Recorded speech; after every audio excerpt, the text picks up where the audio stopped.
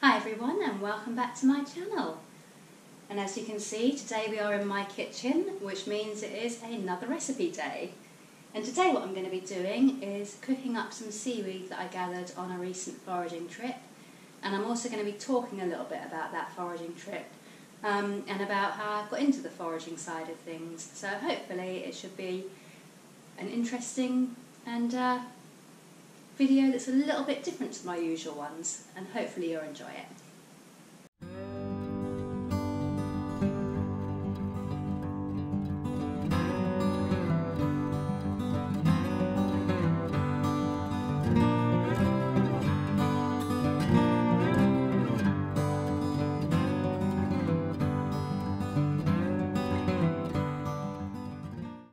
So those of you that have watched my previous videos will know that I was talking about foraging and getting into foraging in my previous videos.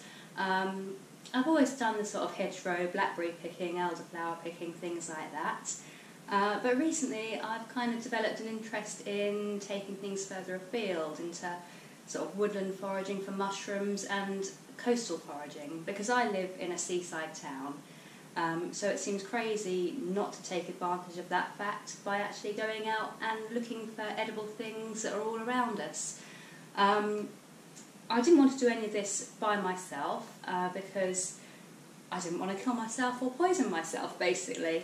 That's really unlikely actually with the coastal foraging. One thing I've learned already is that there is no deadly seaweed plants that I'm going to be able to get while I'm just out walking on the beach.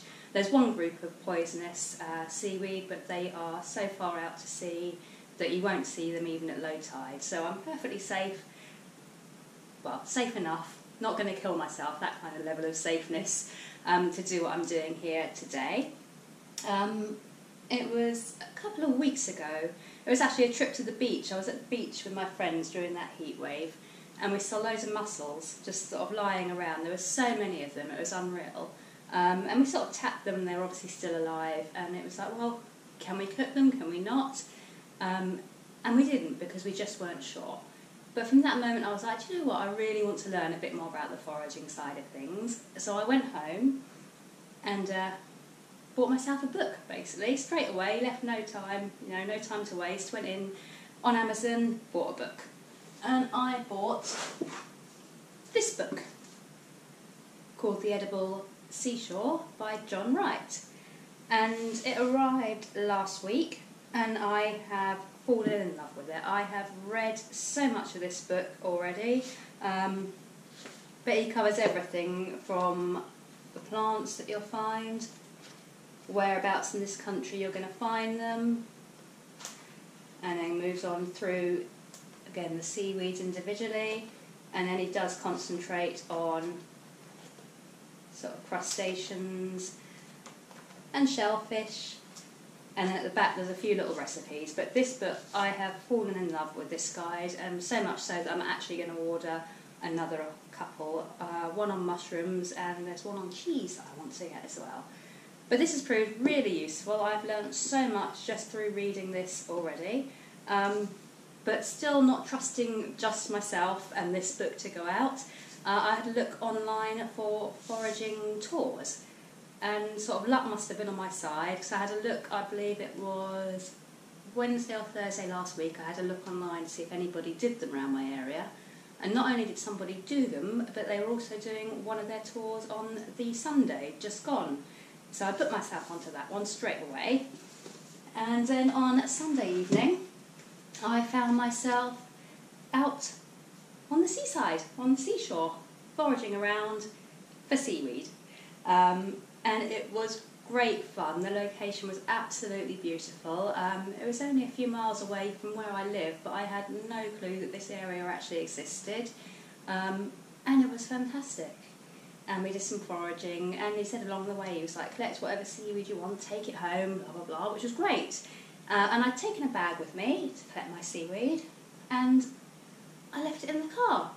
So he said, collect whatever you want, and there was me with no bag and no way of collecting. So basically what I did was, I was wearing a coat because it was fairly chilly. I stuffed my pockets with seaweed because it was the only way I had of doing it.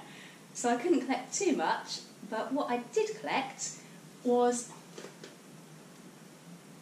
this here. Which again, it's one of the seaweeds that he showed us and he told us about. And this one is Gracilaria. I'm still not 100% sure on the pronunciation, but that's it there. And this one is popular in Hawaiian and Japanese cuisine. The Japanese actually call it ogonori. My pronunciation again is probably terrible. But yeah, I collected some of this, just a little bit, because my pockets aren't that deep. But I've had this since Sunday, and it is now Tuesday, so it's been in the fridge 2 days, which is about its limit for this one. He did advise that this will last for sort of a couple of days in the fridge. You can't freeze them. You can dry out seaweeds, I learnt that, but you cannot freeze them. They don't freeze well. So this has been in the fridge, and today what I'm going to do is cook it up and do a little recipe. And I can't take credit for this recipe. This is a recipe that, again, I was taught on Sunday. We cooked up a little bit of this on the beach, which was great fun. But I'm basically going to show you what we did and how easy it is to do, because this, I actually loved this one. It was delicious. Really, really tasty. So, the first things first is that there was a little sort of Japanesey style dressing that we had with this. He told me roughly what went into it, but I can't entirely remember what he said. So I'm going with my gut here, and I'm just sort of creating and putting together what tastes good to me. So this is most definitely a recipe that you can tinker with just to suit your own palate. But I'm going to show you what I've got and how I've made the dressing, and then we're going to get on to actually cooking the seaweed itself. So you're getting kind of a little first-person action shot here. I am behind the camera, and I'm going to show you how I made this dressing. What I have done first is I have combined in this little jar rice wine, and I used 4 tablespoons of that. So I put 4 tablespoons of rice wine into this jar, and then I added 1 tablespoon of dark soy sauce. To be honest, I probably would have used light, but I didn't have any light, so I went with dark. Hopefully it'll taste okay. Well, I know it tastes okay because I've already dipped my finger in it. And then I did 1 teaspoon of toasted sesame oil. And again, I can't stress enough, this is completely down to personal taste. For example, my flatmate doesn't like sesame oil, so if he'd been making this, he probably wouldn't have put any in. But I did, because I like it.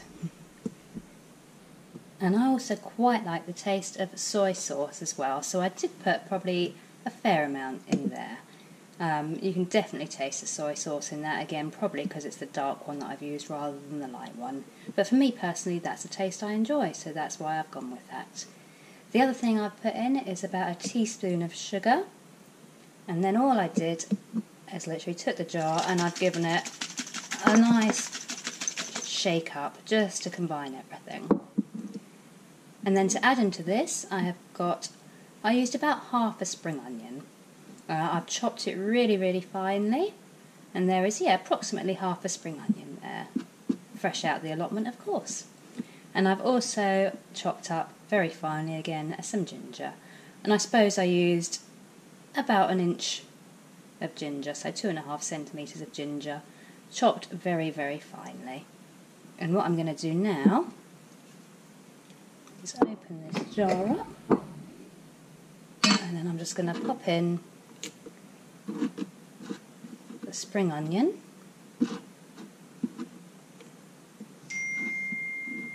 like so, and then I'm going to pop in the ginger too.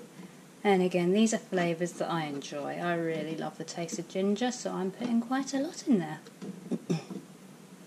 And this is basically just going to be a little dressing for the seaweed. Shake it all up. And then I'm going to give it a little taste.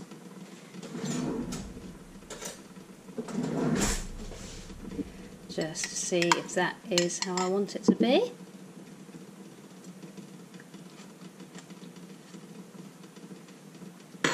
And yeah, that tastes good to me. So now we need to move on to the actual cooking of the seaweed. And as you can probably hear next to me, my water is boiling on the pan there. So we are ready to go with getting the seaweed into it.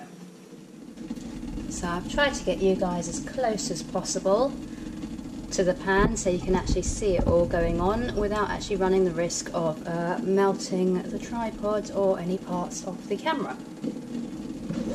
And what we're going to do now is take this Gracilaria seaweed, and what I'm going to do, I'm going to put it in that pan of boiling water.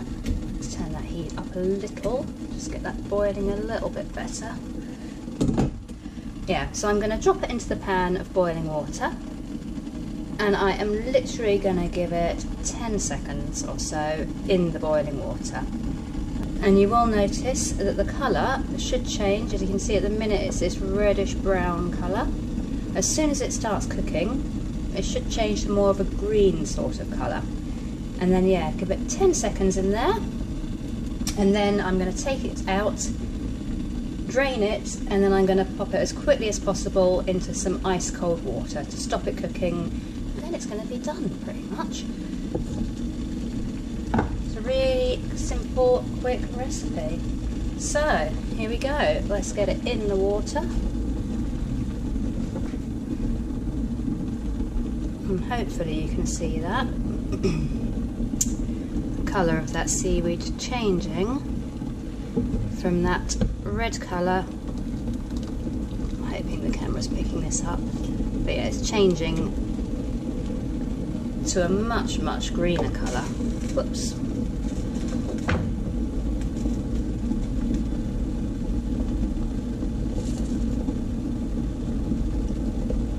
And I'm literally giving that just a few seconds in that boiling water.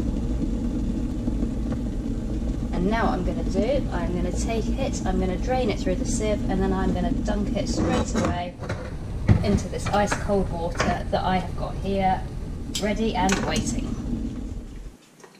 There we go, green, pop it in there.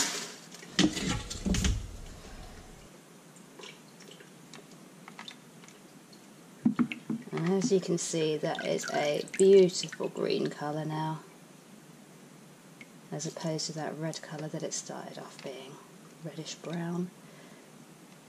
And then all we need is to get the plates out,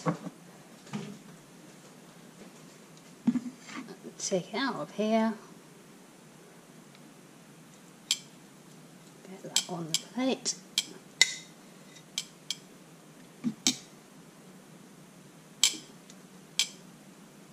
And then I'm going to take this dressing that I made earlier and just spoon it over the top.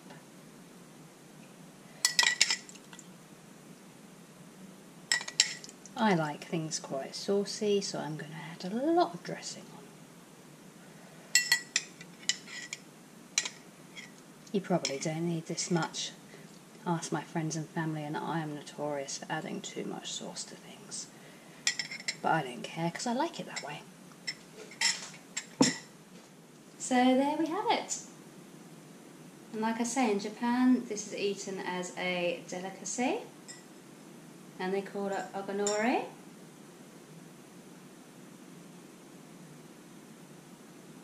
And let's give it a go. So yeah, did a little jump cut there because I don't like watching people eating, and I'm guessing a lot of you out there probably don't too, and I figure there's much more interesting things for you guys to watch than me standing here chewing. But that is really good. That dressing really makes it nice. I mean, I think it'd be nice without it, but the dressing definitely adds something. But like I say, you can tweak it however you want. But for my first home-cooked forage dish, I am very happy with that. And I am now going to go and sit down and eat the rest of this and say goodbye for now. And I shall see you all next time. Bye for now.